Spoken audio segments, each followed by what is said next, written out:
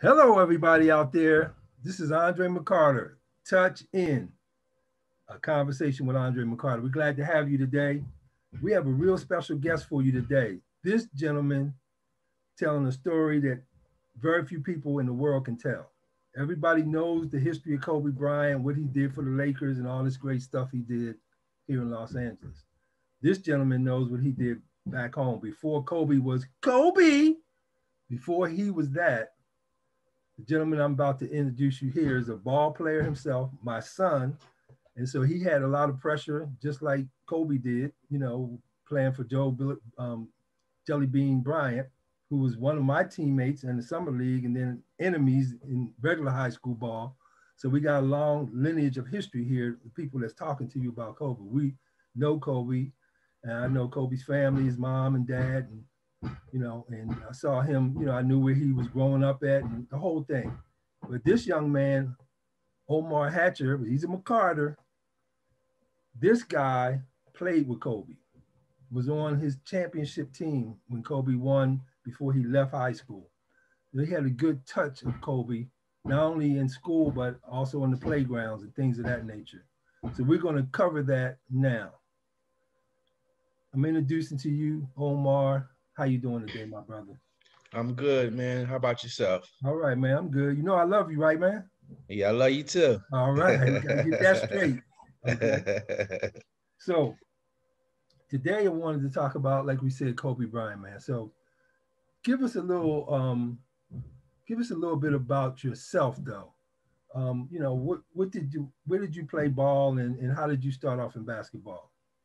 Well, I kind of start off basketball honestly on the crate on my block, and then in sixth grade they had a team, and so I tried out for a team, and my first coach, his name was Clinton, and he coached me from sixth grade to eighth grade, and he passed away my eighth grade year. But he was very instrumental in my development as a player and as a person. And so I also was exposed to Tustin's playground early on.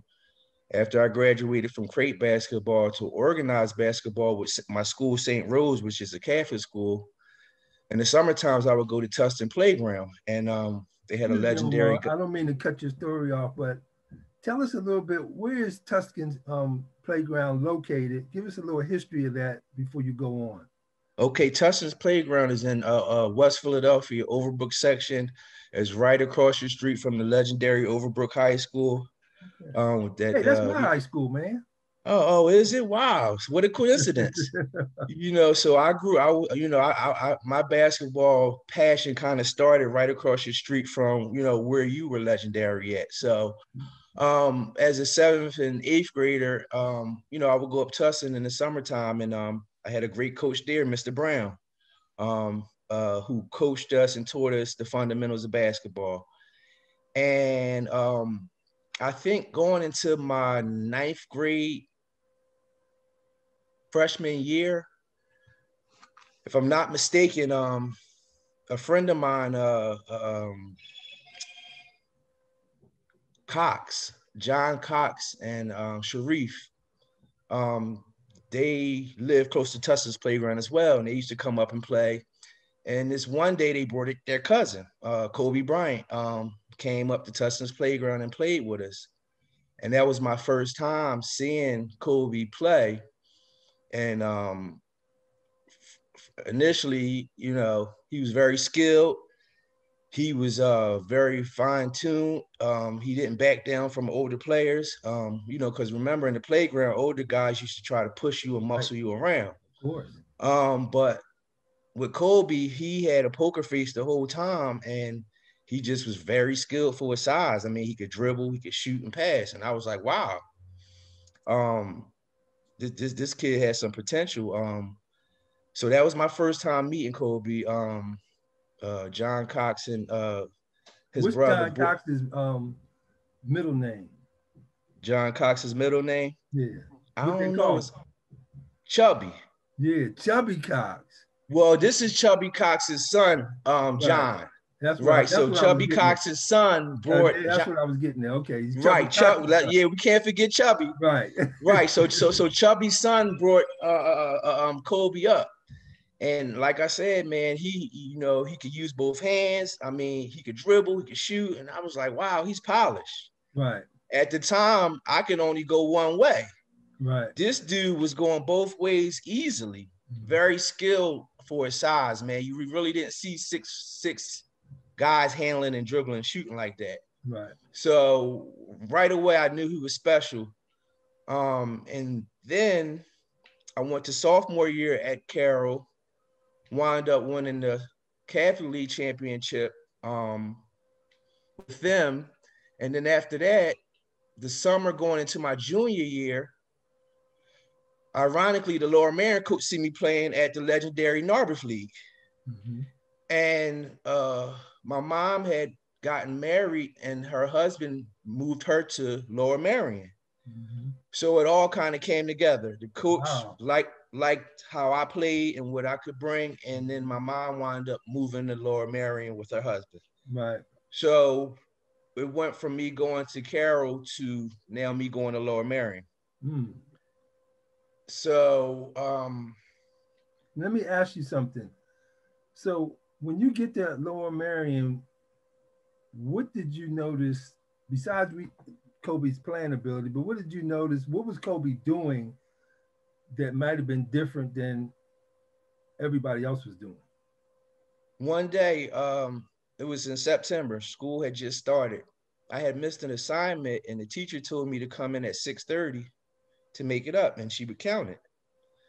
So I got up early that day to go and I walked to school because buses weren't running. And when I got to school at 6:30, I seen Kobe coming out of the gym. So I said, yo, man, what are you doing? He said, I'm working out. I said, well, how often do you do this? And why didn't you tell me? He said, because I'm on a mission. We got to win the state championship. And I'm going to the NBA after next year. So I have to put this extra work in. So hold on, Omar. Just hold your thoughts. So you confront Kobe in this situation and ask him about, what you doing, man? What's happening? He didn't just give you, I was just working out. And then but you took it further, which was good. You asked him like, well, what you doing that for? What's up with that? What's up? What you doing?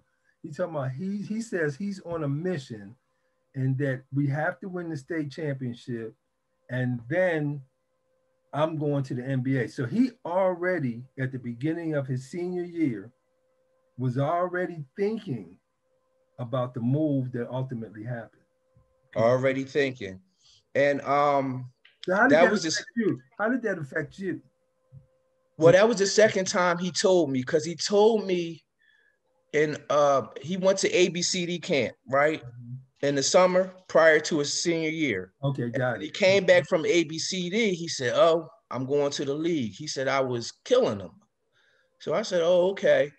So in September, the next month, when I bumped into him at 6:30 in the morning, it all clicked. Right.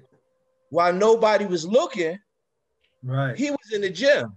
Right. But he wasn't finished though. So we practiced that day. And then later on that day, he invited me to St. Joe's. So I goes to St. Joe's and we start off with some rise and shine, me, him, and Emery Dabney, 3-on-3 to warm up.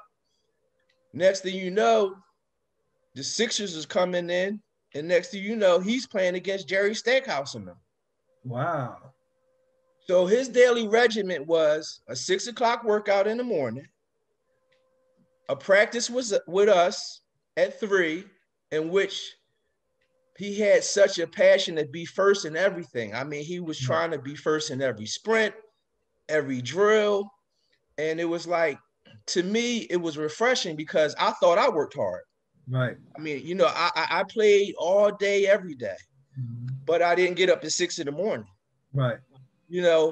I didn't work out with pros and practice 4 hours after practice. Right. These are the things that he was doing. Right. Along with his God-given talent. Right. they couldn't match it. Right. So for young players, the important message there to me is that when nobody's looking is a valuable time frame. It's an important part of the progress of the results that are going to come out of it.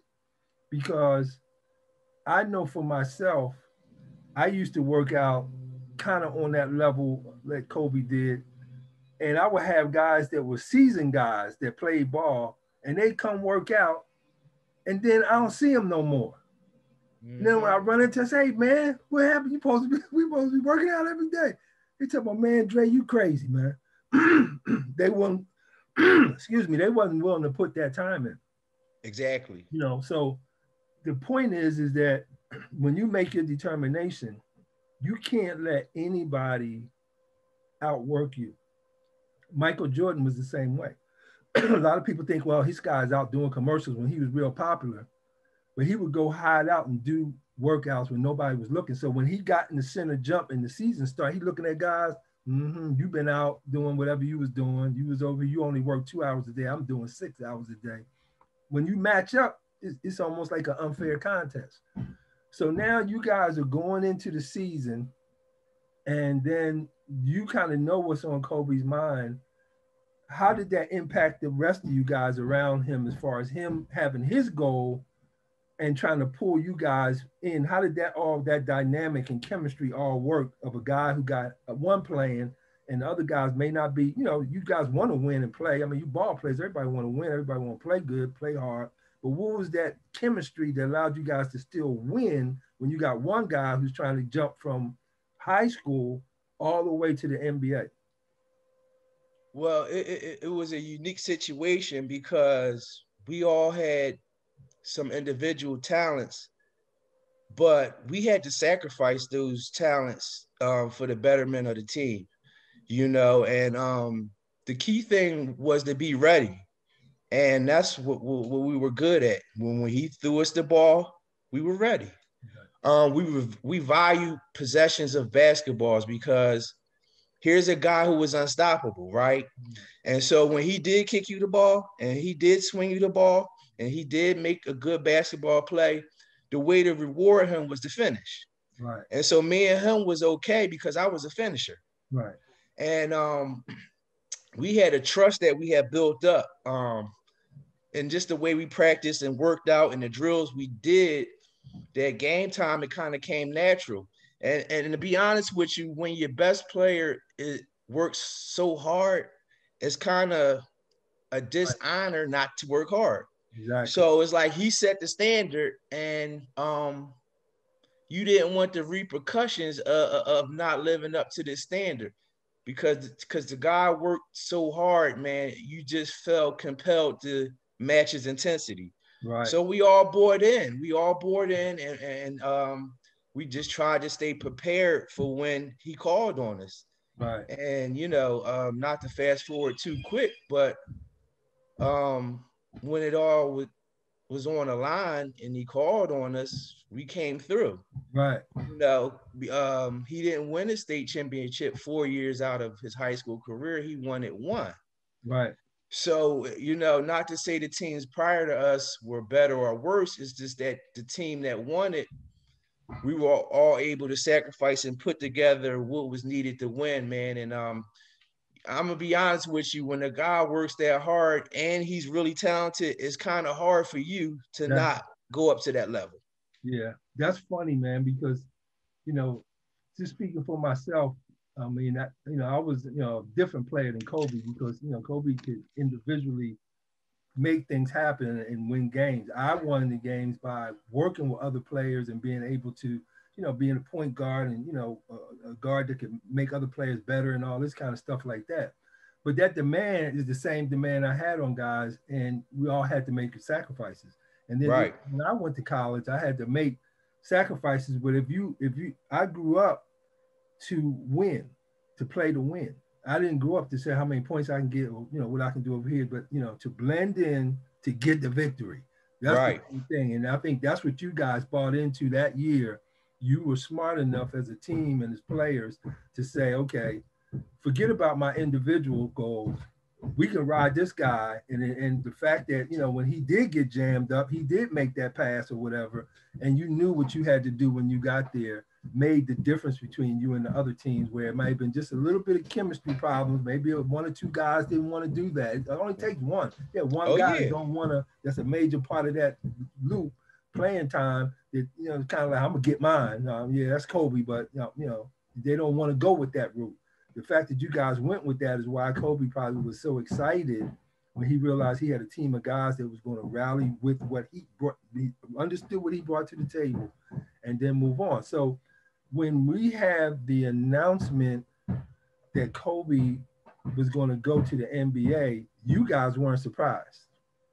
No, he actually told me twice. He told me when he got back from ABCD, and then again when I seen him 6:30 in the morning, and he was working out. And I said, you know, well, why are you doing this? He said, we got a state championship to win, man. You ready? And it kind of pushed me to a level of responsibility. But um, he's seen it before it happened. So in other words, he can visualize, and everything he did in his daily life led up to him being who he was, because he talked it and he walked it. And a lot of people look at his athleticism and his height and his skill level, but he was a workaholic, man. Right. And another thing about Kobe, he wasn't scared to be different. Right. He wasn't a cool guy that went to the parties. Right. You know, he wasn't the hippest guy with the hippest clothes. Right. You know, his whole thing was, I want to go to the NBA. Right. And so if I have to sacrifice friendships, I have to do that.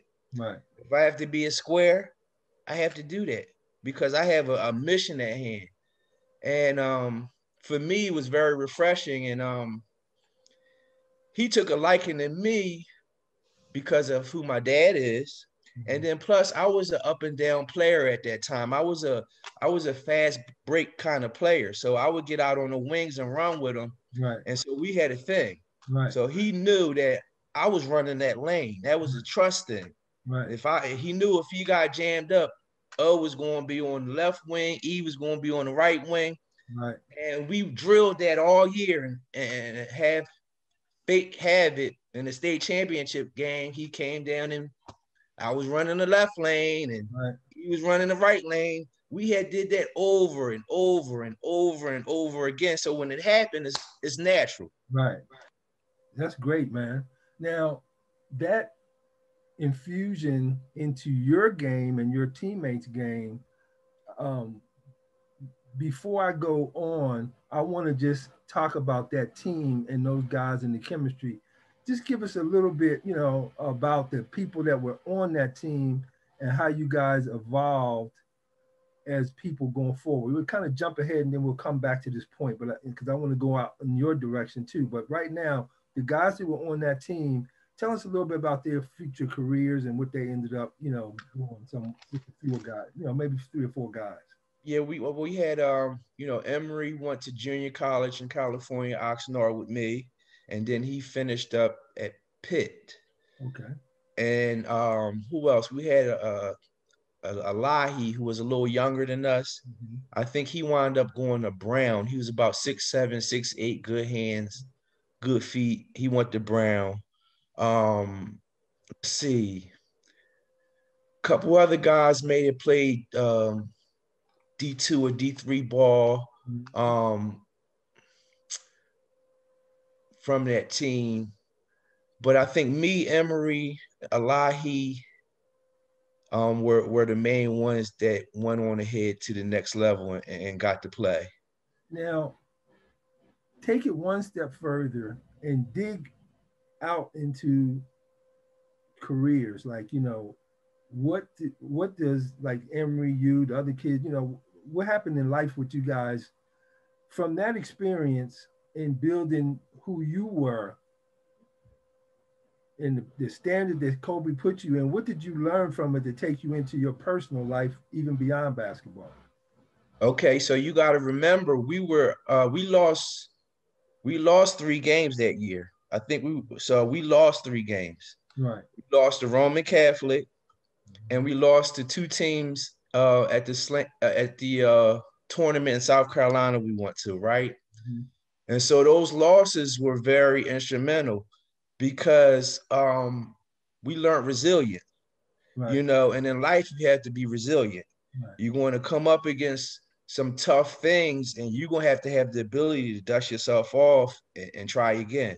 Right. So the losses, we learned a lot from the losses, man. And we were resilient and instead of pointing the finger at each other, we just practiced and played a little bit harder. And those losses wind up pulling us even tighter together. But, you know, it was ironic because we could have took the losses and went in a total different direction Right. and got the finger pointing. But our coach didn't allow that. And our energy wasn't going towards negativity for whatever reason. We were still in a positive mood. But I could say those losses really taught us that, you know, you got to come every day to play. And if you don't, you can lose, Right. you know? So, and then how do you, because when you winning, everything's okay. You're winning, everything's rolling, Winning's you know, everything's good. right. What's your character when you lose? Right. Do you lash out at people Mm-hmm. because you lost, or are you self-accountable? Right. So what we did was we were accountable. Mm-hmm. We got outplayed that game. We got Right. out hustled this game. Mm-hmm. What are we going to do to prevent this? Because we still got a mission, and that's the state championship. So it was some valuable lessons learned in the loss, and a lot of the things in sports that help you excel. The same principles in life apply. Right. So you know, Let me ask you, Omar. Now, um, you are old school touch glove nation boy. You know, you absolutely. on some touch gloves, and so I wanted to find out from you. You were talking about being on the wing with Kobe and finishing and stuff like that. You got to have a touch to be a finisher. You know, finishing Right. with somebody when you complete something, you got to have the right touch for this particular shot that you're making. So if you're doing that on a consistent level, finishing and making layups or jumpers or whatever it is under pressure, you need that touch to do that correctly and be like that guy. And you got to catch passes. You just imagine Kobe come down, make a move, and then he dish to you, and you fumbling the ball and dropping the ball, and ball's all crazy in your hand. And you right. bricks. That ain't gonna happen. So early on, tell us a little bit about your touch glove history, how that led to that point for you guys winning the championship. How to, where you were when you got into the touch gloves, and how that led to you guys winning the state championship. Well, I think my sophomore year, me and my friend Dre played at Shipley High School. We began to use the touch gloves religiously. Mm-hmm. And we also bought a device called the strength shoes. I don't know if you remember it. Mm-hmm. So we were like lab dummies, man. We had the strength shoes, we had the gloves, mm-hmm. but it was okay because we were off in the side gym in Bryn Mawr where nobody cared. Right. So we could look goofy and we had no peer pressure. But I think my sophomore year, and for me, it was funny because Kobe said one day to me, he said, "Man, you got a quick first step. You get by everybody." Mm-hmm. He said, "But you go to the basket all the time." He said, "Pull up." Mm-hmm. So I started working on my pull up, right? Pull up with my touch glove. And over some time, I became a pretty good mid-range shooter. And then a legendary coach of mine, Claude Gross, rest in peace. He coached South Philly, Sunny Hill, him and T. Hey man, that was my coach. Wow. So second generation, right? Yeah, so that's my coach, man. right. So I stole your Started coach. the Sunny Hill League. Right. So your coach, I stole your coach, man. So your coach told me one day, he said, "Man, you got a quick first step, man, but you got to pull up." He said, "Because when you get to college, you're going to have some 7-footers in there." Right. And so I said, "Well, damn, Kobe told me I got a quick first step pull up. Claude done told me I got a quick first step pull up. I'm working out with these touch gloves and I'm seeing improvement in my game." And it kind of all came together going into my freshman year in JUCO. And I could my jump shot was pretty good. I can hit a jump shot. My free throws always was about in the 80 percentile, but now I'm shooting high 80s. Right. And now I can shoot from deep. So it just expanded my game. Because now guys don't know how to play me. If you play off me, I'm shooting. Right. If you come up on me, I'm blowing by you. Right. So I think the touch glove really accelerated my ability to shoot. Right. Because I had the God-given ability to get past people and get to the basket. Right. The touch glove just made my shot. It just, I mean, sometimes I would shoot the ball and it would just all net. Right. Let me ask you, Omar, when you first tried the touch gloves, because this comes up with young people with the touch, if they feel funny, and these kinds of things, how did you get past that point? Well, I had a little bit of, I don't care about being weird in me. Right. I had a little bit of that in me as well. So I didn't care about how weird I was. I wanted to see some results. Right. I played on teams that were winning teams that needed results. Right. So I was trying any and everything I could do to get an advantage. I see. And because I was trying any and everything to get an advantage, the touch gloves, and I had access to them through you, it was like, why wouldn't you? Right. And then when I started seeing improvement in my jump shot and my free throws and my three-point shot, handling and everything. I mean, every aspect of the game is fingertip control. Right. So, I mean, as a player, it just enhanced whatever God-given talents I had, and I seen it. And then my friends started to see results. And then once we seen a little results, it was no turning back. Right.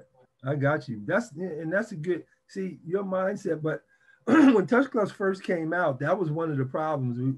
We'd send gloves to a kid in Connecticut, a kid over here in New Hampshire, a kid in Mississippi. And when those kids went out on their own, they got run back in by other kids. You would think kids would say, dang, man, Johnny, your shot looks better now. Your dribbling looks better since you've been wearing them gloves. But that's not how people are. People are like, oh, man, you should want to get those. But they're, oh, man, what you got? Take those gloves off and let me see what you're going to do, all this kind of stuff like that. And instead of saying, man, what do you have there? Let me go. But that's the way the world we live in. Some people, they don't get the picture of what they should, how to get better. So one of the things that we've been trying to do in today's touch glove world is to let people know, like I see, because I've done 10 years, Omar, of studying in the touch glove lab. That's a place where I train kids and all kinds of kids, not just the best players and all like this. Some of these kids won't even go anywhere in basketball, but they come to my training. I've had kids that couldn't chew gum and blink their eyes at the same time. And they end up being able to dribble 2 balls, make layups. Their parents are like, I can't believe they just was doing it out of joy, like basketball. They heard about how good of a coach and these touch gloves I was using. And so through that, the kids actually taught me, and I started learning more of the science of what my touch gloves was doing.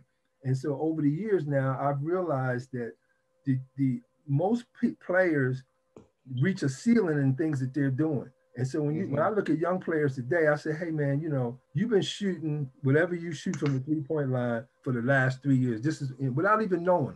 The last 3 years, you've been shooting whatever you said you were shooting. You shoot 30% from the 3-point line. You've been doing that. You might even less than that maybe in the last 3 years. What's going to break you through? Because most of the kids today, they got trainers. Everybody got a trainer. Right.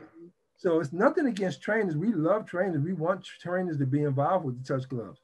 But the problem is that the guys teaching you your feet, what you're supposed to do with the ball, what you're supposed to look at. But the one thing they can't control is how that ball's coming out your hand. And if it ain't coming out off the fingertips, then the accuracy rate is going to go down.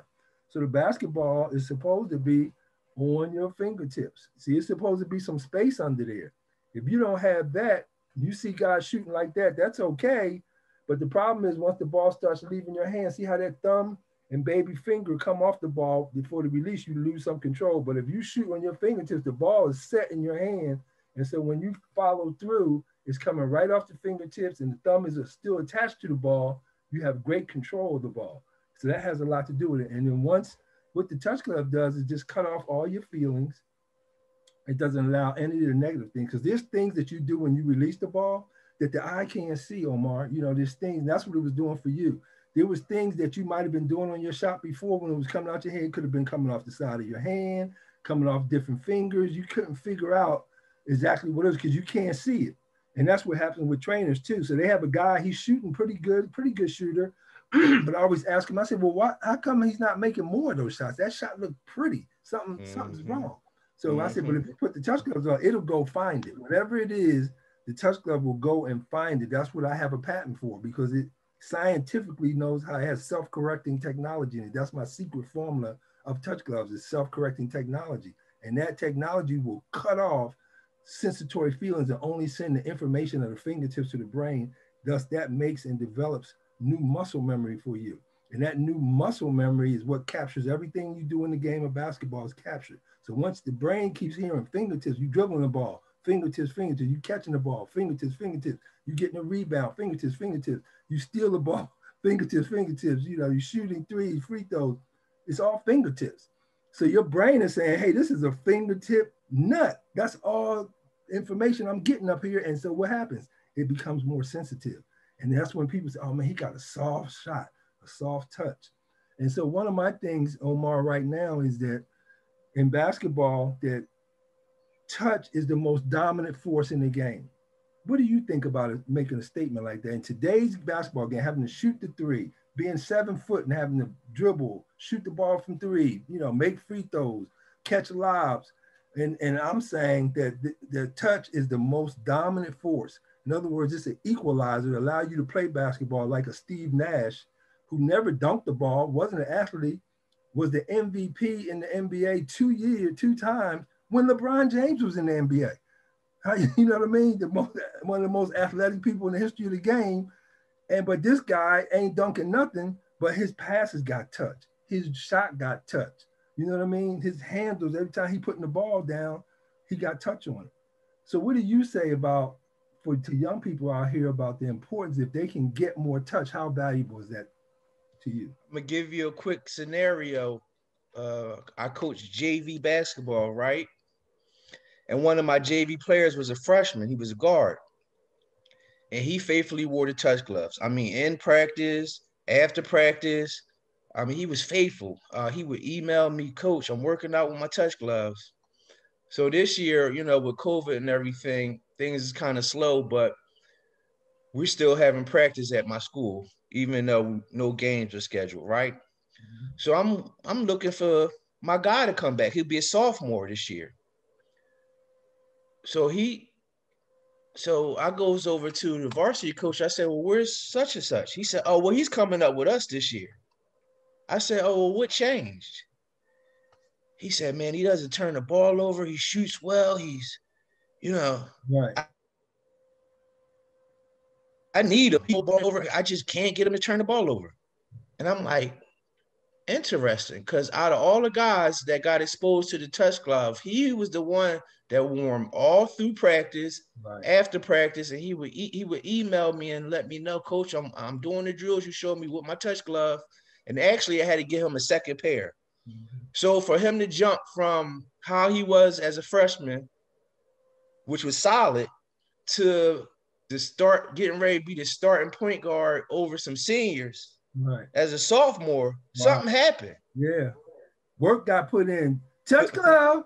That's how I end my when I do little post. Your dad's on, you got to check me out, man. I'm on TikTok, Instagram. I'm saying all kinds of stuff. Your money is in your touch.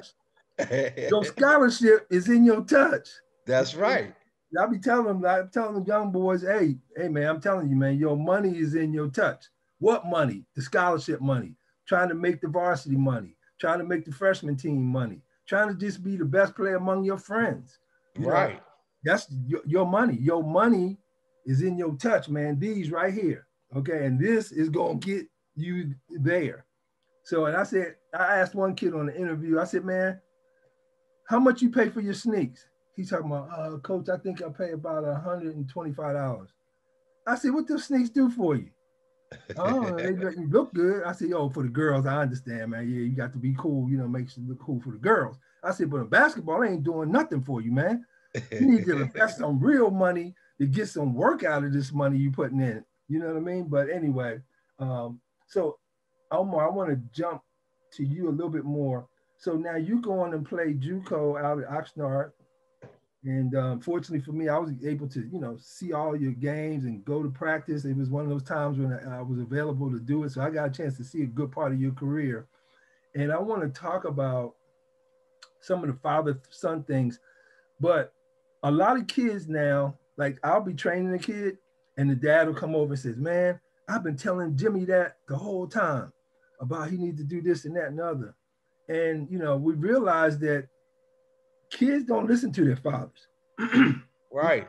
And a lot of times they'll listen to other people, but they won't listen to the dad that knows the information. Right. Dad wasn't wrong. It's just that, it's coming from dad. Yeah, I've been telling him that, coach, he's been needing to do that all along. So I don't know if you remember, but there was an incident between me and you because I said to you, Omar, because I had kind of I didn't know if he was always listening. You know what I mean? I was like, now, is he listening or just putting up with me or whatever? And, so when I'm Andre McCarter, I ain't playing. When you playing in the game, you ask me what happened. I'm going to break it all down to you. I'm going to give you this. Why you mess up on this play? Man, you should have drove. You should have had 30 this game. You had, 20. You should have had right. 20. You know what I mean? This kind of stuff. Right. So I felt like I said, maybe I'm putting too much pressure on Omar. I'm at the practice, I'm at the game. Right. I came to you and I said, well, Omar, look, you got to make a decision. When I come watch you play, do you want me to be Andre McCarter or you want me to be dad? Right. Fortunately, you came back and see, because I said, if you pick, I told you, I said, if you pick me as dad, you going to play the game after game over. All right, man, that's cool. Whatever happened, it don't matter. Right. Let's go get something to eat. Right. Ain't no problem. Right. Right. You say you want Andre McCarter to speak on it, it's gonna be a whole different ball game. We might not get nothing to eat. By the time I finish, dissing and that and about the game. Oh yeah. I made the decision to go for Andre McCarter. And so that I was happy about it. I would have been happy either way because just, spending the time with you and being around you was cool. But watching you play and all, but that was good when you said that, and I felt more comfortable, and and I backed off, and just kind of changed my disposition a little bit too. But I felt like now that you said that you were listening to me, and I could see the results. And I just want to bring up one game. You had one really good game, and you scored 28 points. Just tell us a little bit about that game. You know what game I'm talking about. You played against the guy who went on to play in the NBA. Oh yeah, we played Jamal Tinsley. Yeah. Jamal Tinsley. See what people don't know or is the workouts that we did prior to that. I think we was at UCLA the summer before that. Right. So when I bumped into Andre McCarter, right, I said, him and Kobe is real similar. Mm-hmm. Like, because the workouts that you was putting me through, right, we didn't get on the court for about 4 hours because we did stretching, we did calisthenics, we did weight room. Then we got to the gym. Mm-hmm. And then after we got to the gym, you could test it out against some UCLA players and possibly some pro players. And in that exchange of working out at UCLA, to dip back into KOBE real quick, I don't think you was there that day. You might have dipped off for a meeting, right? So we come in the gym, and the middle court is for the pros. Right. So me and Emery was on the side court with Earl Watson, Matt Barnes, and those kind of guys. So we was getting a nice little run. So KOBE Bryant walks in the gym. So, everybody's like, Kobe, so Kobe comes right up to me and E and hugs us and, gives us some love and say, you coming over here to play with us. Right. So in a matter of about 5 minutes, we went from playing college players. Right. So now we're on the middle court playing against pro players. Right. So that was an experience like no other. Right. Because now I'm on the court with guys and I'm saying, wow, each pass is sharp. Each cut is hard. Right. You know, everything's precise. You know, the movement. Right. I got the rhythm of playing against some pros, right? Right. So my attitude going into my season was, and to be honest, I was able to get a few things off. I Right. got to the basket, made a shot or two, jump shot, still, I could survive out there with them guys. Right. So the confidence that I had from working out with you all those hours, getting a chance to play with UCLA players and then getting a glimpse of the pro players, Right. the confidence I had. Right.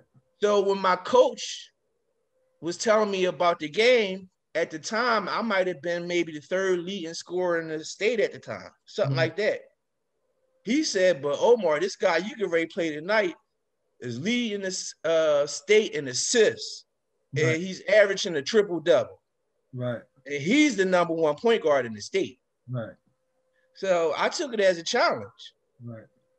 And because I had been exposed to good competition coming from, you know, my 8th grade, which was Catholic school driven, to being recruited by Roman and West Catholic and wound up going to Carroll and being amongst those great players, and then being able to transfer to Lower Marion and play with KOBE, and then to come work out with you, and, you know, to get a chance to play against UCLA players and some pros, I had the confidence. I put the work in. While nobody was looking, I was putting the work in. Exactly.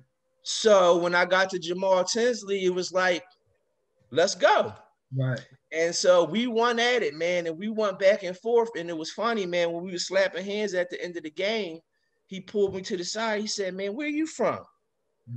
He said, because I like your game. I said, I'm from Philly. He said, I knew you was from the East Coast. And as fate would have it, when I transferred to St. Francis in Brooklyn, he was good friends with Zach Marbury, which I was good friends with as well, because we went to prep school together. Right. So me and Jamal wound up hooking up again after the JUCO incident. And, you know, we stayed in touch and called and talked. And he, you know, remembered the game I played and how we met. And so, like, basketball has brought a lot of good people in my life. But as far as him, you know, my coach, like, kind of put it in my face. Yeah, you doing all right. But this guy over here. Right. And I wanted that title. I wanted to be the best. Right. You know, and JUCO, another guy, Bone Collector, I don't know if you know about him, but he played junior college basketball as well. And I played against the Bone Collector. Yeah, I know. I gave him everything he wanted too. So, but that all came from work. Right. That all came from when nobody was looking, putting work in. Right. You know, so none of this stuff comes from easy basketball. No, you just you know, do a little bit and then it just comes. And all of us putting in work. All putting in work. And everything that I have learned kind of all came together my freshman and sophomore year. As far as my strength, conditioning, my shooting, everything was like that might have been my best years of basketball, honestly speaking. My freshman and sophomore year, everything kind of came together for me. And like I said, I had confidence from working out with you, and, you know, KOBE had invited me to the pro court, and I got to play with some pros. Right. So, you know, like, once you play with some pros, it's like you going to take candy from a baby in JUCO. Right. Exactly. You know, but you know, JUCO was a rough route because a lot of people, a lot of talented people wound up in JUCO. They just didn't have the grades. Right. Yeah. You know, No, so, JUCO every night it was something, another guy you had to go up against. No, JUCO is a hospital, you know, and you got patients that come in there of all kinds, man. These guys could be anywhere. They just they needed hospital work. So they go to the hospital, get that stuff cleaned up. Absolutely. Going back to the regular, you know, way of doing it. And some guys make it, and some guys can't handle it. Even when they get to JUCO, they just can't hang. But that's you know, basketball wise, you're gonna run into some players, and it's gonna be some players that don't care about nothing. You're at who you are, what you are, nothing. They're trying to get theirs. So it's Exactly. a good experience for you. So I want to move on and escalate forward. So um, you, when you look at as Kobe began to evolve, because when he first came to Los Angeles is when Kobe became a touch glove user because I knew, like I said, Joe or whatever, and I had sent some over to the house for him to use, but I never got the full, Skippy until recently about him, really using the gloves and these types of things like that. But I knew that Kobe, when he first got here, there was still some development he had to do. So it was another evolution that he had to go through. So as you guys are watching from afar, did you feel like when Kobe didn't, just jump right, because he didn't jump right in and just be a star. Yeah, it was big that he came from high school. He was athletic, and you could see he had potential and, and all that, but it just didn't jump immediately from, being a high school guy and just being the superstar that we know as to be Kobe. So in that Right. meantime, what did you guys think as far as when he ran into a little rough road there?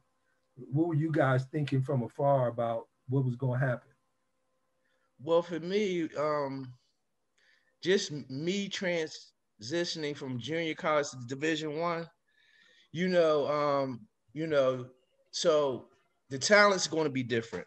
Right, And then you have to realize the NBA is a business. right, So, you playing with better talented guys, and you may be better than the guy who's playing in front of you, but quite frankly, his contract. So it's a lot of things that go into it. right, But I knew that his foundation was based off of hard work.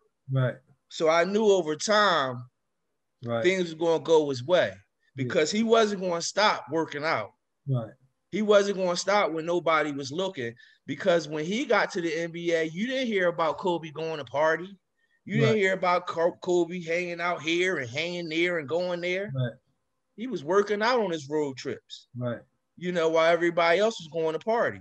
right. So I knew his foundation over time would fit him well. He was going to have some bumps in the road, but ultimately, when you put that hard work in, it has no other place but to come out and be and Exactly. to help. So when Kobe, you know, I hate to speak, for a person who can't speak, for himself right now, but so just knowing Kobe, here come these gloves, right? And his dad said, "Hey man, it's my boy Dre. He got these touch gloves."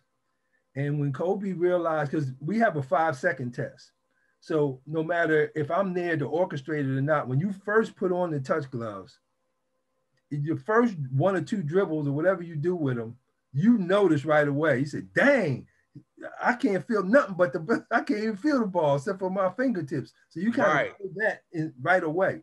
So right, Kobe, being young and, he was only what, 17, 18 years old, he gets these touch gloves come in. Dad said, "Hey man, try these out. These help, work on your touch." Okay. So knowing Kobe, he puts the thing on, he takes the cut, he said, "Dang, they put the ball right on my fingertips." And his dad saying, "Hey man, they could, help you with your touch." What do you think, Kobe, when nobody was looking, because like you say, it's business, in those, once you become an NBA player, you're thinking about endorsements. And, it's not like I sent a contract over there with the touch gloves to send, I wasn't in right, position to send Kobe. I would love to have been able to send him the touch gloves and a contract to right. say, "Hey, do an endorsement deal," but I couldn't do that. But I was at least getting them the gloves. So just knowing Kobe from your background, and he got a hold of these gloves, what do you think happened with the touch gloves? I think I'm almost certain he used them. Um, uh, Well, it was everything that defined him. If everybody else is going left, he going right. yeah, That's just who he was. right, Y'all all going left, I'm going right. yeah, So touch glove wasn't super popular at that time. right, So that was his thing. Oh, they not super popular? Well, let me use them and see what they could do for me. Because right, he was all about getting the edge. right, I learned that when I first met him. His thing was, I need an edge. right, What can I do to get an edge? exactly, And that's what the touch glove essentially is. It's an right, edge if you exactly, use them consistently. right, yeah, So he truly embraced it. He always could shoot, But as his career went on and his athleticism went down, some of the times the ball would smack the net so crazy. Right. It's like, man, his touch is on a whole. Right. That's the touch glove for you. Yeah. Amen. I like that. And I was very happy for Kobe. You know, of course, the association, you know, relationship, you know, with his dad coming up. You know, he's a Philly guy. You know, he's somebody from our area doing well out here, doing work and doing great things. And so, you know, to kind of close out, I want to talk about you guys, you know, a little bit about your feelings. Just the other day, I think it was, I want to say Sunday. I think it was Sunday. And Sunday, today is what, Tuesday? So the 20th.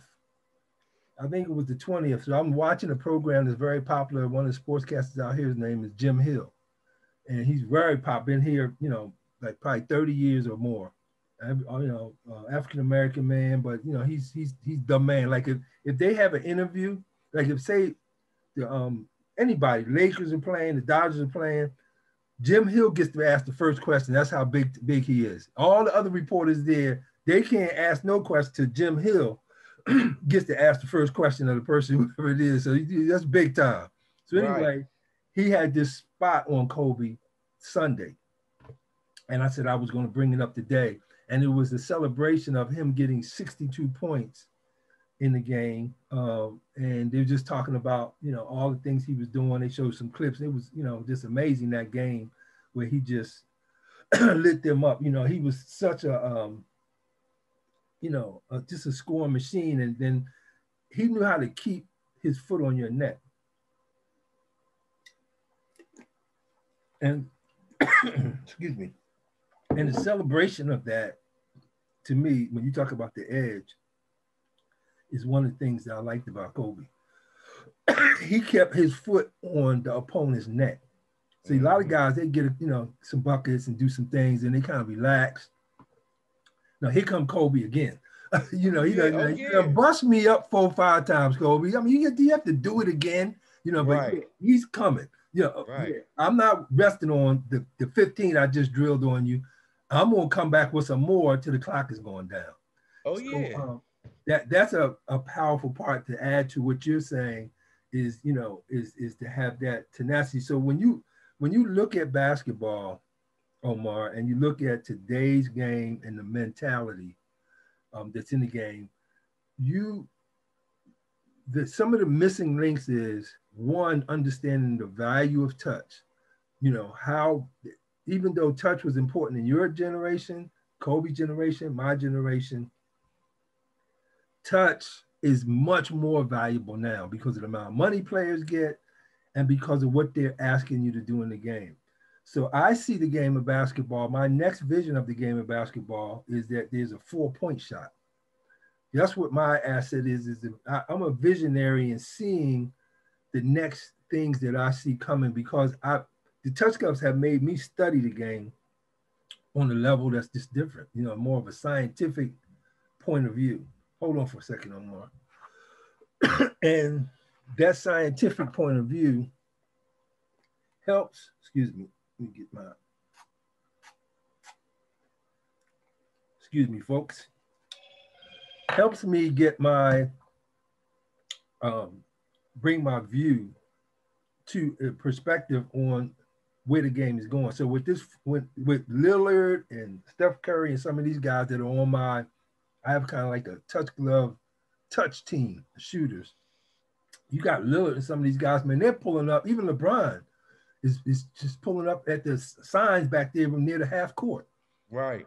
So if they make that a 4-point shot, you're talking about the game being opened up.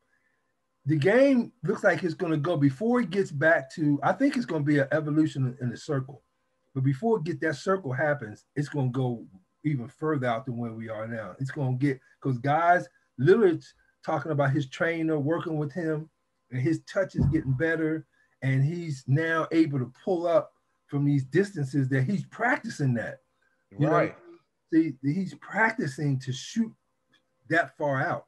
So now if you on defense, it's hard to help, because guys gonna be able to shoot from all over the place. And then if you got 5 guys that can dribble, pass, shoot, make the play, the game is gonna come into like a whole nother dimension. They already do it with small ball as it is now. So all that is touch. Everything you doing there is touch. Touch, touch, touch, touch, touch. We had a 7-foot guy. He wasn't that good, but he was big. He could block a couple shots, get up and down the court. You can play in the game. Put him over here down on the block. You get him a couple layups here and there, block some shots, get some rebounds, be a forward, just be in there. You can play. But in today's game, it's totally different. So you take a guy like Nikola Jokic. He's the best center in the NBA to me. Why? Because he can jump out the gym. That's not why. He's real quick. That's not why. He dunking on everybody. That's not why. There's only one reason he's the best center in the NBA is because his touch is off the chart. And his passes have just what you need on it. His shots have just what you need on one-leg runners, bank shot floaters. I mean, he shoots all kinds of shots that are just incredible, and he can shoot the 3. So our game that's evolving, the game that's evolving now, is all predicated on the touch. He can put the ball on the floor and dribble. So in dribbling, one of the things I wanted to tell you is that another definition I came with, dribbling is the ability to make the ball come up at the speed you need when you need it. How you like that definition? This is what my Touch Glove lab studies have shown. Dribbling is the ability to make the ball come up at the speed you need it when you need it. So in other words, you're going pop, pop, pop, pop, pop, pop, pop, pop, pop, pop, pop. So you don't have to look at the ball. Right. But if you don't have that touch, that's why people say, why are you looking at the ball? Because you don't have that touch. Because when you dribble the ball and you dribble it, and then you say, where's that ball at? It ain't coming up at the speed that you needed to come up at. You got to look over there, man. Where that ball at? Oh, okay, there it is. And then you got a lot of guys that dribble with their whole shoulder. I watch the games now. Guys dribble with their whole shoulder. See, I dribble right here. Just the wrist and the foot. So I told a quick story about we were playing I'm on a podcast right now. Arizona State, and they had Lionel Hollins was guarding me. He was like more of like a man. I was kind of like I was still lean. And they had this other boy named Rudy White that was the other guard, and they got 50% of their offense on pressure man-to-man defense and being the Western Regionals of the NC2A to get by these guys. Got a good 7-footer they had. And the first play, I had this play like if when teams were pressing and they were all on me, to stop me from getting the ball because they knew I was handling the ball 90% of the time, I had this kind of Bruce Lee move I would make. And what I would do is go in, like if you was guarding me, I'd go into you on purpose. Instead of trying to run away and trying to get open and all like that, I didn't do that. I run right to the defender. Boom. I made contact with you, put my arm in you, and then spin and open up. It's unstoppable and get the ball in. So I did this on this dude, Rudy White. They took the ball out. First play of the game. Next thing you know, I did the move. I hit him. When I first hit him, Omar, I was like, this boy's strong. This is what I'm saying in my mind. This boy's a country. This is a brick wall I'm running. He was built like a man. I mean, he had muscle. This boy was strong. So I hit him. I said, boom. I said, good boy, this boy's strong, right? So I go to turn. I do my turn. I got him because that thing is unstoppable. But when I got the ball, I couldn't move. Because in our day, they could put your hand on you. They could put their hand on you. So he had his hand on my back. I couldn't move. I was like, dang, I can't move. I had to dart over this way to face him back up. Now, of course, once I faced him up, my speed, like I could get by him. Right. And then I'm playing, Lionel Hollins picks me up, and I'm coming across half court, and Lionel's on me, man. I mean, this dude is like on me. He part of my jersey. He in my trunks. He all up on me. I'm dribbling the ball, and I ain't even looking at him. I got the ball behind me. I'm just right? I'm seeing the court. All of a sudden, out of nowhere, boom, my arm goes up, and I throw a lob to a dude at the basket for a layup. Right. See, I'm like, because I hadn't seen that stuff on film. This was, 100 years ago. I'm Right. watching this stuff on film. I said, "Dang, Dre, You you went just off. robbed. This Yeah. boy is on." Most people would have been like, "How I'm gonna get this dude off of me? You ain't even studying. You ain't even looking. You just got your arm up, like, yeah, okay, Lionel, I see you there, but you ain't doing nothing." Boom, boom, boom, boom. And then Being on the string. right, I go bip, and right from that's touch with the ball, and see, the ball was going, and it had the Andre McCarter touch on it. Because I That's told right. players that I play with people, basketball players, any basketball player, you get me a basketball player, they love to play with me. You know why? Because they played with somebody that had such good touch, God given, that when I threw you a pass, it had your name on it. I Right. had my passes. If I throw Omar, I got passes for Omar. When I throw you Right. a pass, I put it just like you like, with the steak and lobster and the pile of mold and dripping ice cream on the pie. It be coming just like that. Oh, so when you get it, it's like I ain't got nothing to do but finish that thing. I gotta finish. You gotta finish because the touch it was made for me. It was at the right height, the right speed, the right everything. And so when 95% of this is another study that I've done, 95% of the people, 5% of the 100% of people in basketball have a God-given amount of touch. 95% don't. And that's why you look at the numbers of, like I told you about the college, the 7% going from high school that make it to the next level. And then that number dwindles to, astronomically low number for those that go to Right. college to professional basketball of any kind. So even overseas, you can include that in there. It's still minuscule about according to the amount of players that are playing. So this, so the touch, and so if somebody's coming to you to say, I'm bringing one of the five senses to you. That's what the big challenge and fight is getting people, because most people don't have the attention span for me to break it down, because I could break down the science of how your eyes and brain work together and all this stuff here. People don't have the patience to hear that. But the point is, the question is, do you know, Omar, where to buy some touch at? Like, can you get it in a can? Can you get it at Walmart, Target? Who's selling touch? Who's Right. coming to you saying that one of the five senses that God gives, smell, seeing, hearing, touch, how are you going to do that? But in order for me to get a patent by the U.S. government to say, Andre McCarter, you crazy. You coming in here trying to tell us that you, a human, not God, can produce some of his touch. You got to explain that to us scientifically. That's what people don't understand. Touch glove is not just, just some idea. I had to explain to get a patent for these right here. I had to explain to the U.S. government's patent office in legal terms why what I'm saying is going to happen is going to happen. That you're going to be able to make a person improve their touch. And they read your documents and study, and they get their people to study what your scientific explanation. You got to scientifically explain this stuff. And then they say, patent granted. Patent granted. Right. There's only three African Americans. There's only three African Americans that have a patent in professional sports, that are professional sports guys. One of them was Ben Johnson. I'm going back in history on you now. He was the first Black African American heavyweight champion of the world. He was one of a kind. I mean, this guy, when they was lynching Black young men, he was doing stuff and making it happen. And he created a wrench, the first wrench. And then there's, and he also came up with something for cars back when Henry Ford was making cars. He came with an anti-theft system. Can you believe that? This guy, boxing guy.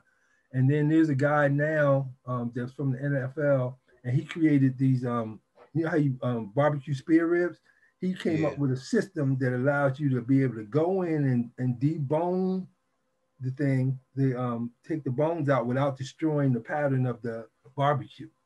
And so he has a patent for that. But anyway, Omar, this has been a fun opportunity for me. I've enjoyed, the time with you. I think the people out there, you should really, value this information. If you want to, you really a Kobe fan, and we all are heartbroken about Kobe. It's a tough subject still. We just going into almost 1 year, coming up here soon. And the best way to honor Kobe is to talk about him.